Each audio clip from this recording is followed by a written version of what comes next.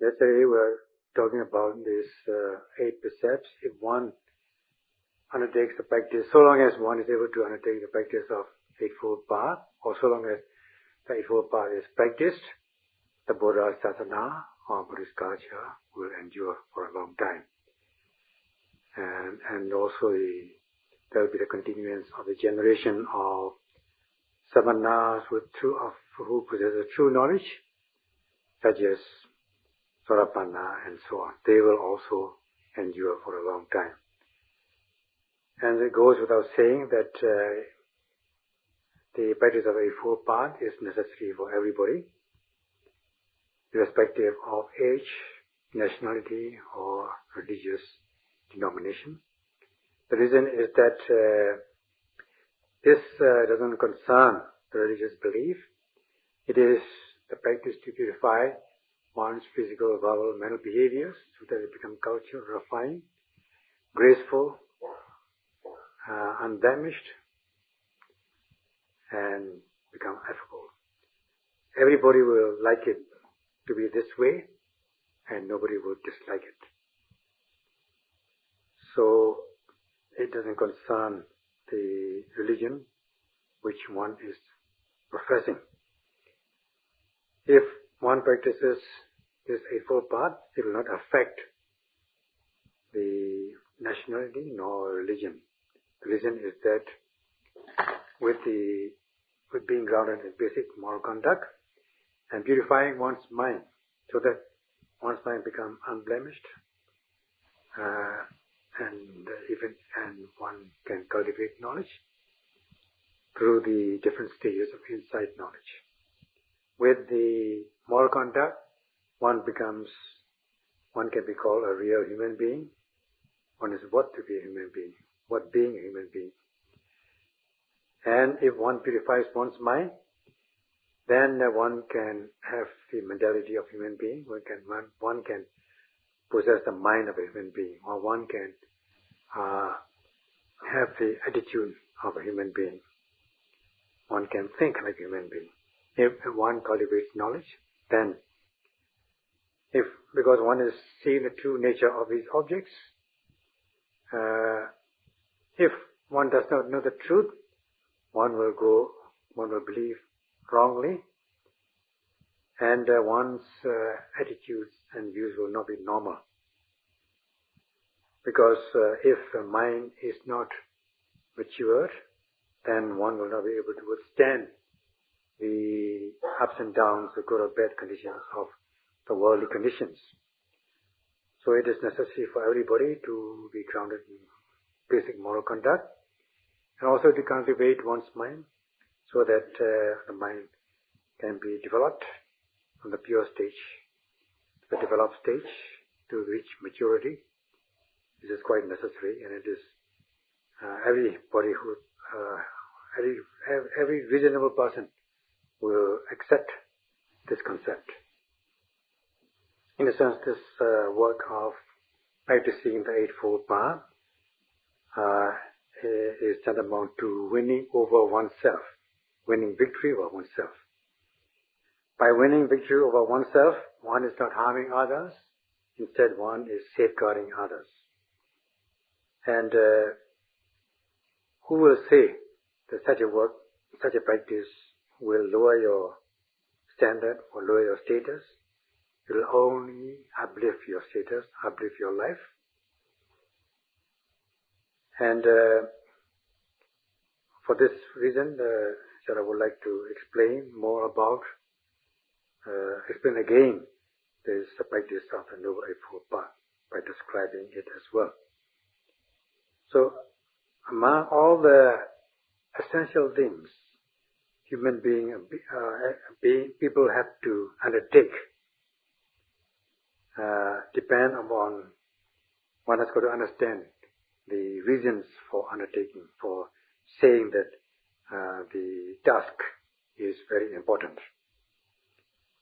For the task to be important, it must fulfill these 4 factors, namely, such a task is compulsory. It has to be done by everybody. The second point is one has got to do by oneself. not through any proxy or agency. And thirdly, it has to be done timely manner and regularly. And fourthly and finally, it has to be highly rewarding. So only when a task is in accordance, a task can fulfill these four requirements, can one say it is really essential, very important, whether it is private work or public work, or worldly work or spiritual work. Now, in this case, as regards this concern, the practice of Eightfold Path, it is compulsory. It has to be done by everybody. In this way, it is extremely essential, very important. And then it has to be done by oneself, not through another person. In some worldly matters, you have to do by yourself. You cannot ask another person. You cannot deputize another person to do it for you. It is quite obvious. And then when you are doing it, you have to do it timely, regularly. Regularly means out of the 24 hours in a day, you have to undertake the practice by guarding yourself with vigilant mindfulness of every arising, except the time when you are fast asleep. And you have to activate your mindfulness if your mindfulness of every arising object. That is in accordance with the saying that if you are mindful, you will not allow kilesas. If you are not mindful, then you will be allowing kilesas to attack you. So, regularly is very important. One has got to do every second of the time without losing mindfulness. Timely manner means doing it in time, that is while you are young and strong and healthy, and everything is, you have all the facilities available at your disposal, such as most important thing is that while you have the Kalyana Mitta, good companion, good teachers who can expound profound dhammas in accordance with the exposition.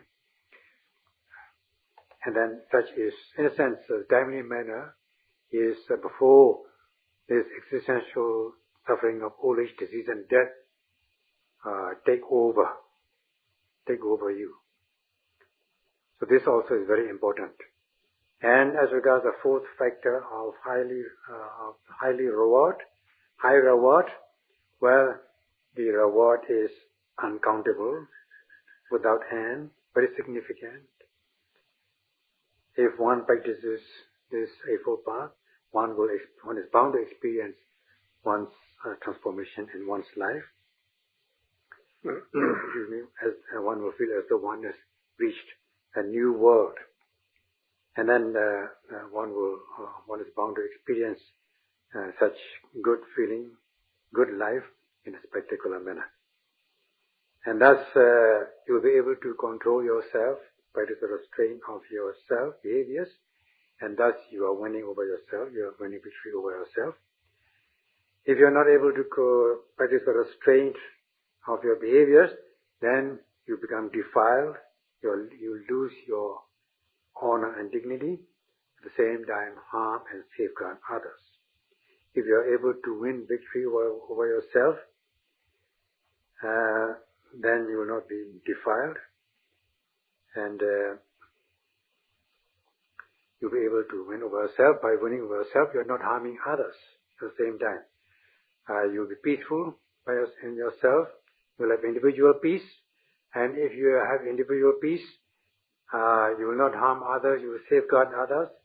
Others also will experience peace. Others means all people around you, the society which is around you will be peaceful.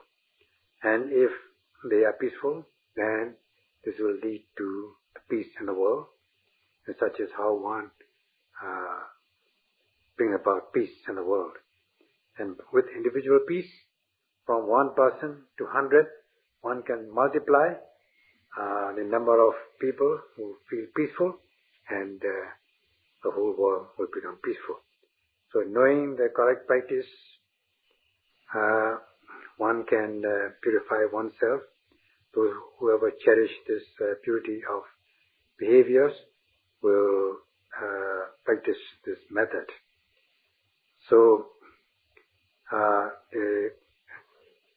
this method is very important. Hence, this practice of Eightfold Path is essential for everybody. In order to describe again this contents of Eightfold Path, we have this, first of all, we start with the Samma Deity, the right view or right understanding, or viewing understanding rightly.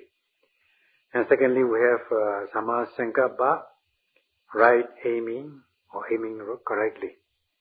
Then we have this Samma Vacha, right speech or speaking rightly. And then we have Samma Kammanta, right action or acting rightly. Then we have Samma Ajiva, right livelihood or leading one's livelihood rightly. And then we have Samma Vayama, right energy or right effort or taking effort rightly, exerting rightly. And then we have Samma Sati, right mindfulness, activating mindfulness rightly. And then we have Samma Samadhi, right concentration or concentrating your mind rightly. In this way, this is given in the text as Bhavitaba Mega Sacha, the path, the true path to be developed. Bhavitaba, such is the Noble Eightfold Path, which is to be developed in order to realize the correct practice to realize Nibbana. In a sense, these are the qualities to take upon oneself, develop it, in order to realize real peace and happiness.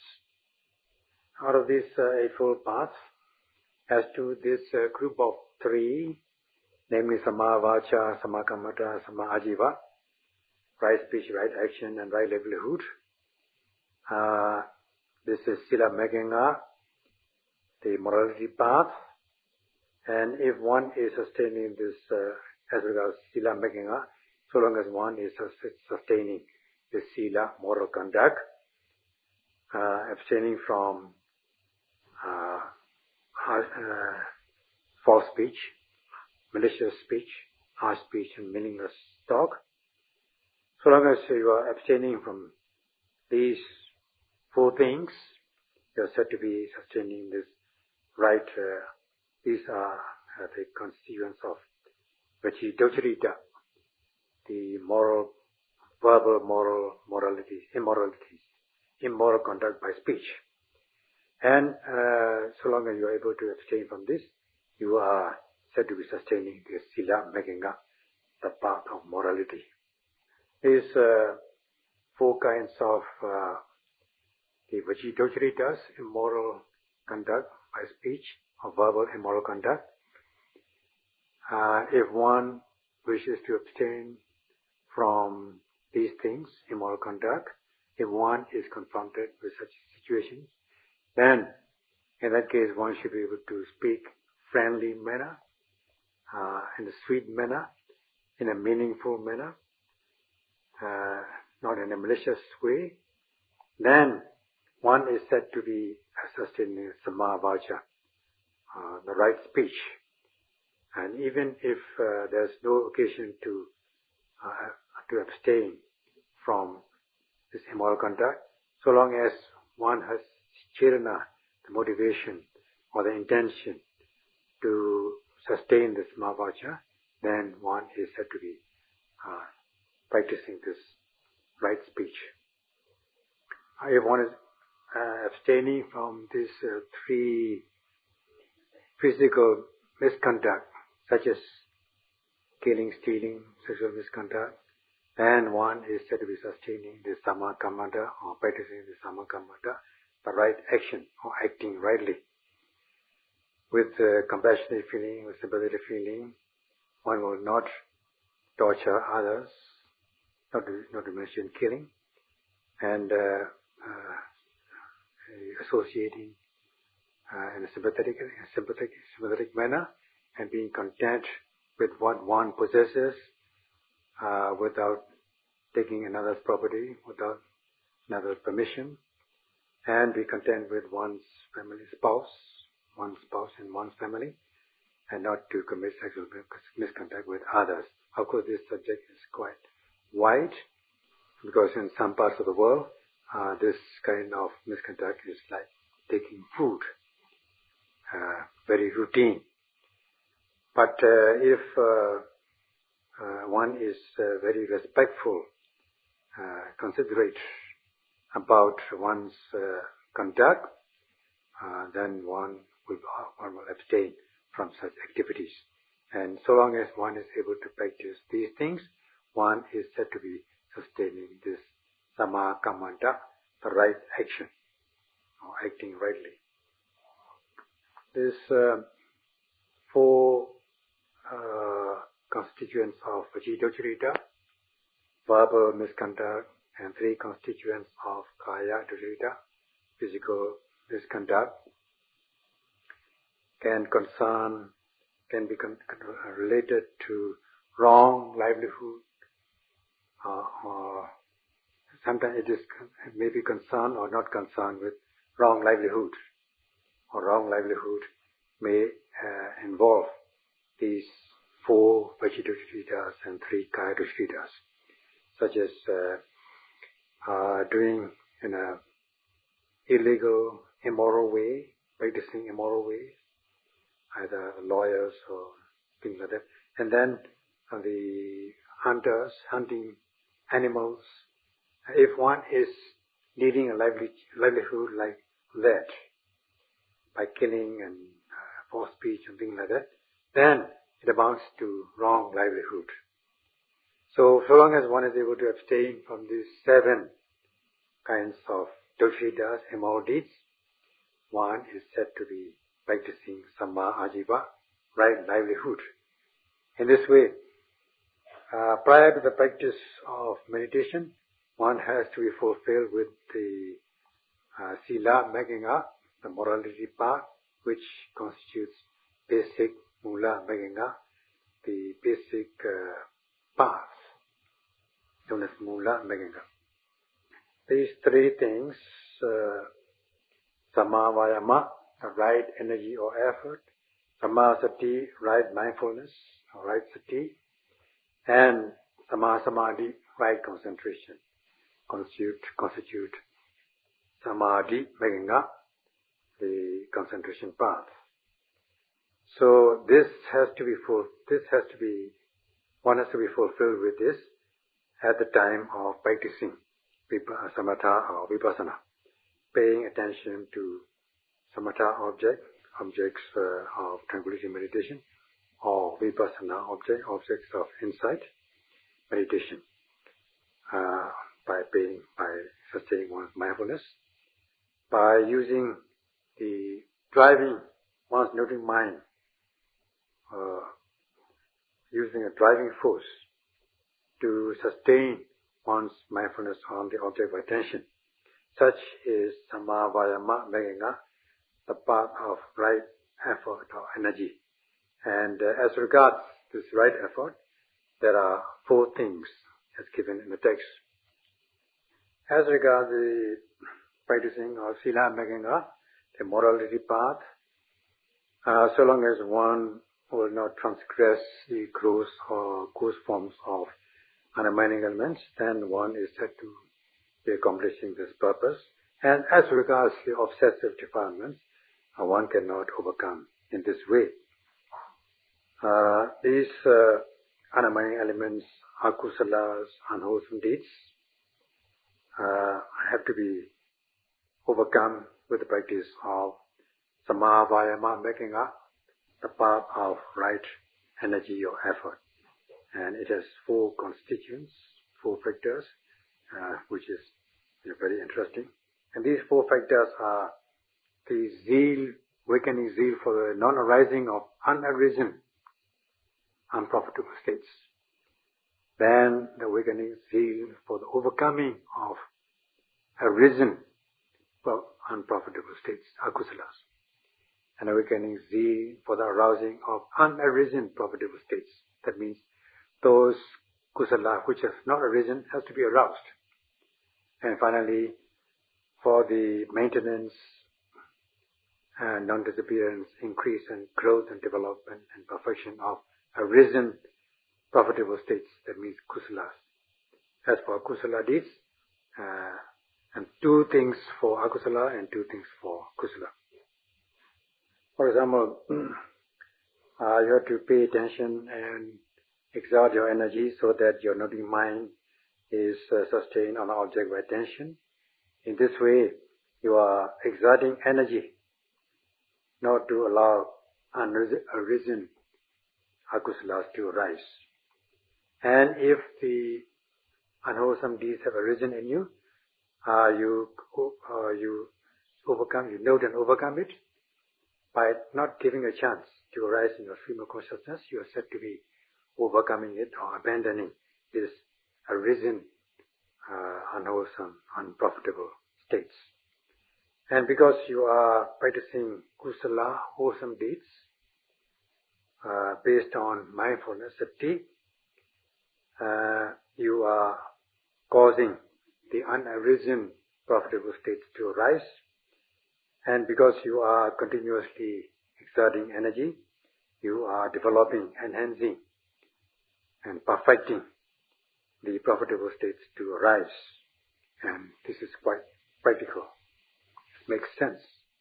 So long as you are noting what should be noted, noting the object of attention, you are practicing this samasati, right mindfulness, or being mindful rightly.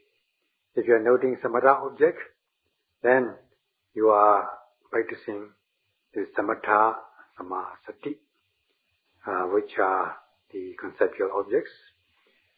This leads to samatha, samasati, right mindfulness of samatha objects, or right mindfulness of tranquility practice. And when you are noting Vipassana objects, then this will be Vipassana samasati, right mindfulness of insight.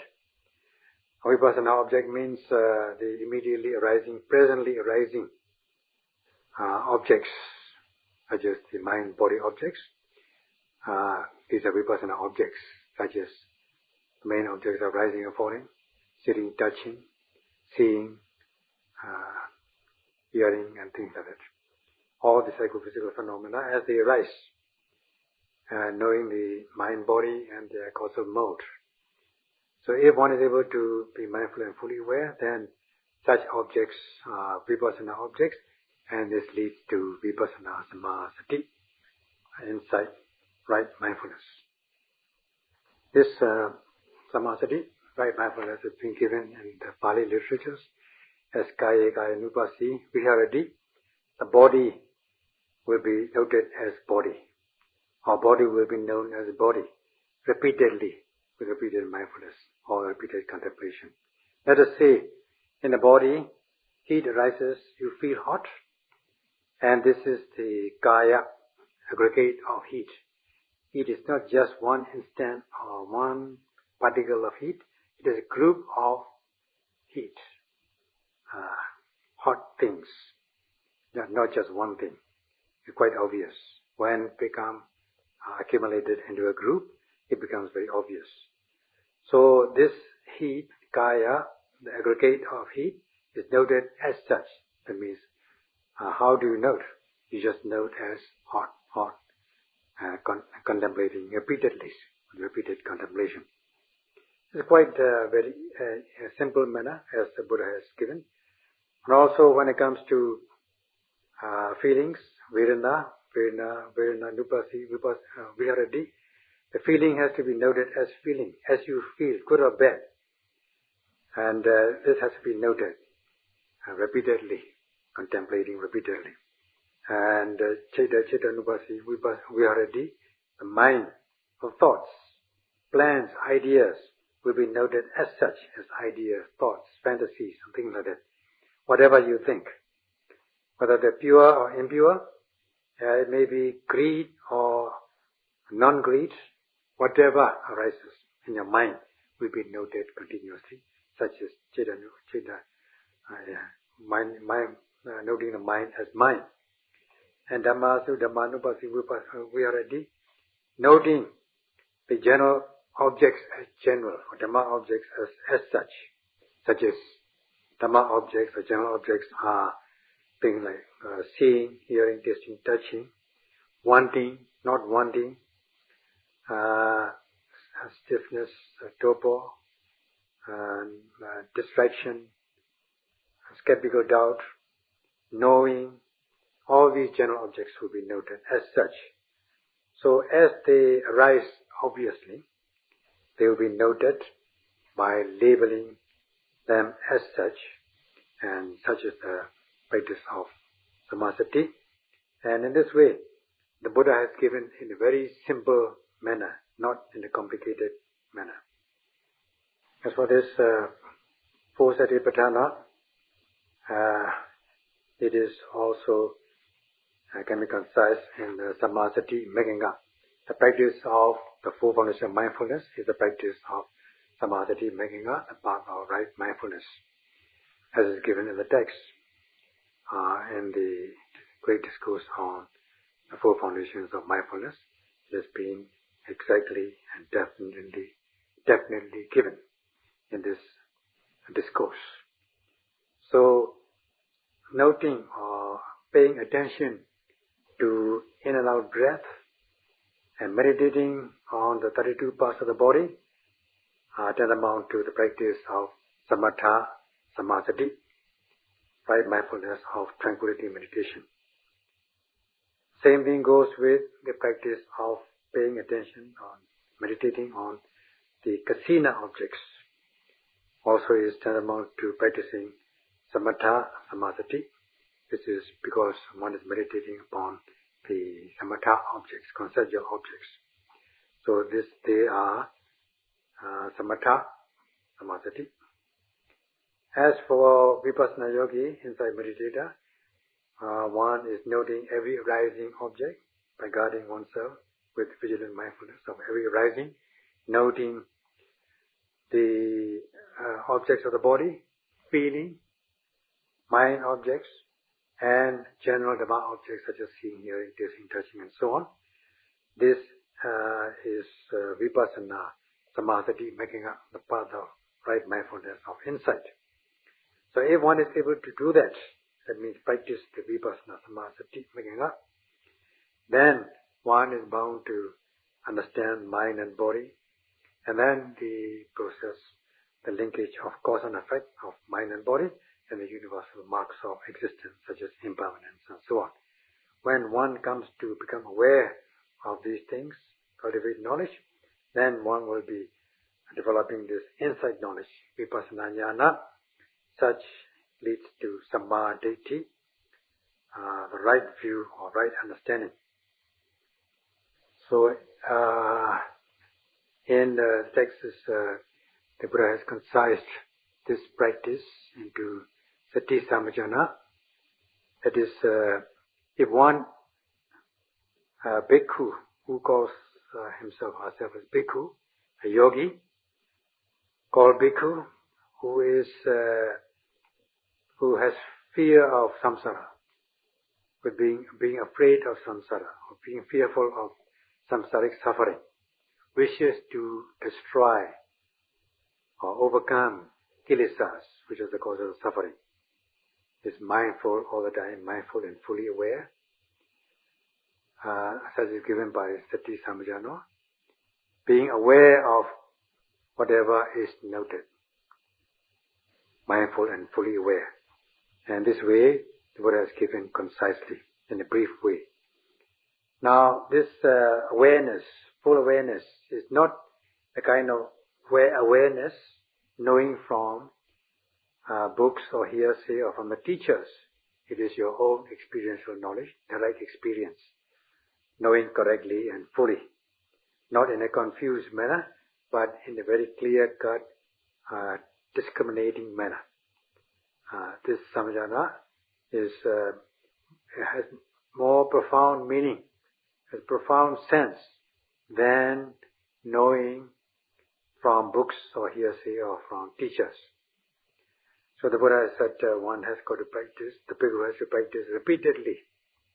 The Buddha has given this repeated teaching that one has got to be mindful and fully aware. These two things. Practice these two things. Be mindful and fully aware.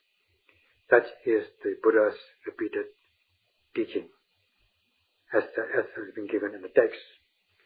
So, by being continuously mindful of inside Vipassana object, one is be mindful and fully aware, fully awareness, which is another rendering of samadhi. Awareness is right view or right understanding, which is very important. The reason for saying this, just mentioning sati as the essential thing, instead of mentioning two other factors, namely viriya and samadhi, energy and concentration, is that so long as one is able to activate mindfulness of every arising object as it arises, then one must be exerting energy, paying attention. Otherwise, one will not be able to activate mindfulness. So once the mindfulness is sustained, there must be this energy must be involved. That is the use of driving force to drive the noting mind towards the object of attention so that it is sustained on the object of attention. It's quite sure about that. If the mindfulness is activated, then the mind will fall calm and collected on the object of attention, as is given by the expression, avaikripo samadhi, the concentration without any distraction, without any restlessness or distraction, without being cast away. The mind is not cast away, instead it falls calm and collected on the object of attention. So in this way, as much as one is activating mindfulness, one will be intensifying momentarily this concentration known as kainika samadhi, which will arise automatically as a result of activated mindfulness. If samadhi happens, concentration happens, then the samajjhana, knowledge, is bound to arise, knowing things as they really are. Initially, one is taking an aim at the object in order to become current. One is taking an aim at the object in order to become current. One is taking an aim at the object